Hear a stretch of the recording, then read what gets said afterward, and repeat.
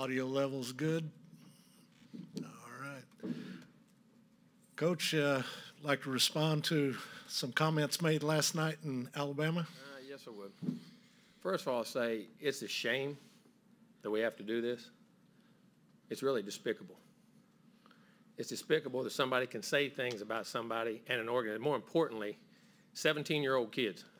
You're taking shots at 17-year-old kids and their families. And they broke state laws. They're all money. We bought every player on this group. We never bought anybody. No rules were broken. Nothing was done wrong. It was all in the way we do things, the ethics in which we do things. And these families, it's despicable that a reputable head coach could come out and say this when he doesn't get his way or things don't go his way.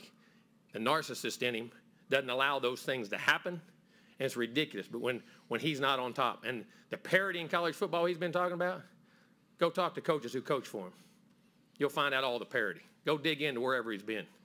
You can find out anything. And it's a shame that you got to sit here and defend 17-year-old kids and families. And Texas A&M, because we do things right, we're always going to do things right. But we're always going to be here. We're doing a heck of a job. These coaches have done a great job. Our players have done a great job. The whole organization of recruiting people. It's despicable that we got to sit here at this level of ball and say these things to defend the people of this organization, the kids, 17-year-old kids, and their families. It's amazing. Some people think they're God. Go dig into how God did his deal. You may find out about a guy that a lot of things you don't want to know. We built him up to be the czar of football. Go dig into his past or anybody that's ever coached with him. You can find out anything you want to find out, what he does and how he does it. And it's despicable. It really is. And it's a shame we have to sit up here and have this conversation about things we do. And it's personal to us? Yes, it is. It's personal to A&M. It's personal to our players. It's personal to our coaches and everybody involved. And I know the guy. Know him really well. It's amazing that we're allowed to do those things. It's really despicable. And I hate it for our players who are coming here, who did things the right way, have done things the right way, and will continue to do things the right way. I apologize to you that people insult you publicly the way they're doing it.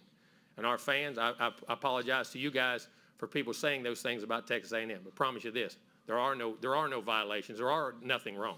It's the second time we've had to do this with grown men who don't get their way and want to pout, throw a fit, and act up. Just go ask all the people who work for him. You'll know exactly what he's about. I always said this. My dad always told me this. When people show you who they are, believe them. He's showing you who he is. Questions? To the left, Olin. A couple of things, Jimbo. First of all, have you had any contact with Nick since? No. Oh, he's called. You just didn't take the call? Not going to. We're done. And he shows you who he is. And then I just wanted to. He's the greatest ever, huh? And then I just wanted when you to. Got all the advantages? It's easy. And I just wanted to just put it point blank. So, no players in you're saying that no players in there's this 22 no laws of anything we ever or... promised, done anything that goes against the laws of the state of Texas, and it's insulting to say a 17-year-old and his family broke laws. No. Down front, Brent. You know, y'all have both spoken so highly of each other in the past in terms of what y'all have done in your previous relationship. So how disappointing was it to hear that from him, you know, in terms of, you know, a mentor type to you? It's disappointing. No, it wasn't. No, listen, you coach with people like Bobby Bowden and learn how to do things. You coach with other people and learn how not to do things.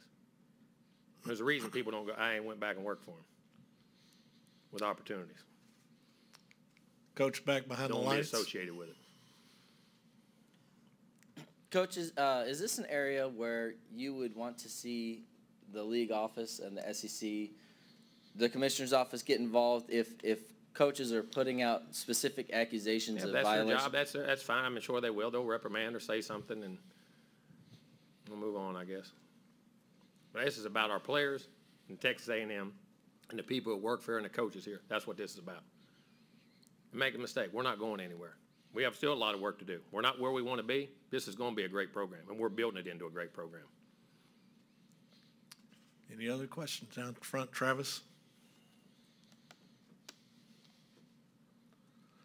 I know everyone saw the initial post from Sliced Bread or whatever, but where do you feel like this is coming from? You got me. Sliced bread. Well, but I mean, when coaches say that, come on, man. Especially, never mind. The operation and tactics of certain people who say them, and anybody who coach with him know them, and anybody out there in this business knows it. Amazing. Just go where he's been. And I know that you don't necessarily, you can't have the conversation with people who do NILs or have that contact, but would you like to see the collective that does support I would like A&M? to find unified rules across this country to put things in place. That's what I want. And I don't know what those are. I'm not smart enough to figure it out. I don't know what the antitrust laws, all those bylaws. So the government needs to step in because these things here. And what's funny, in that talk, right before he said that about us, wasn't he soliciting funds from the crowd? It's amazing, wasn't it? To the left, Rob. When you walk on water, I guess it don't matter. Howdy, Coach. So you've told us how you don't look at social media. Tell us about when you found out about. I'm right here, Coach. Mark Robinson called me. Okay, and how important was it for you to have this press conference so that you could defend your players and your I'm not program? defending anybody. I'm just giving you the truth. Because I have nothing to hide. I have nothing to hide, and our program has nothing to hide. Be interesting if everybody could say that. Down front, Brent. Is there some thought on collectives, schools, programs, collectives, universities, collectives? Are you aware of what they do, how they go about it, No, and so I'm not. forth? Okay. I'm So not you have involved in no those circles. knowledge of any of They that have in terms of- collectives. I know there's a collective here. I don't know who's got what, when's got what. Had no idea last year. That is not what we do or what we're about. I was going to say, that's by design, you saying, hey, I'm staying out of this. and you Yeah, do I what you mean, do. what am I going to, I have no sponsorships in those things. And that's the truth. Listen, I'm going to tell you one thing. You can call me anything you want to call me. You ain't calling me a cheat. I don't cheat and I don't lie. So I learned that when I was a kid. If you did, the old man slapped you side of the head. Maybe somebody should have slapped him. But that's one thing you don't. Now you're fooling with their name. That don't. From Texas A&M's name, you're saying with those kids' name and our name. I'll put it with any of them. Front left, Olin. Coach SEC. I ain't into that. I wasn't raised that way. Yeah, Jimbo, SEC spring meetings are coming up, the media days in a couple of months, and then October 8th. What do you think? Is it going to be awkward? And awkward about what? When you have to face it or have to? I don't mind confrontation. Lived with it my whole life. Kind of like it myself. Anything else? Rob, and then Travis. Backing away from it wasn't the way I was raised. Coach, what do you say to your players about something like this?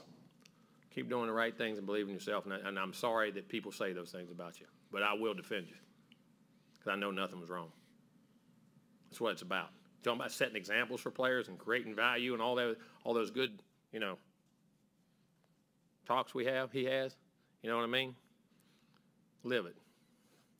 It's amazing. We'll go Travis and then Brent. When you talk about uniform legislation, Setting a hell of an example. When you talk about uniform legislation, would you like to see that the schools be able to have a little bit more ability to? Listen, I'm not. I don't know that. I don't know what's right. It just needs to be uniform across the board, and it's hard because the government's going to have to get involved with it. I'm not into that. I just know that what we did was nothing wrong. Was not done the wrong way. Nothing was promised. Nothing was deal, and we didn't buy any players.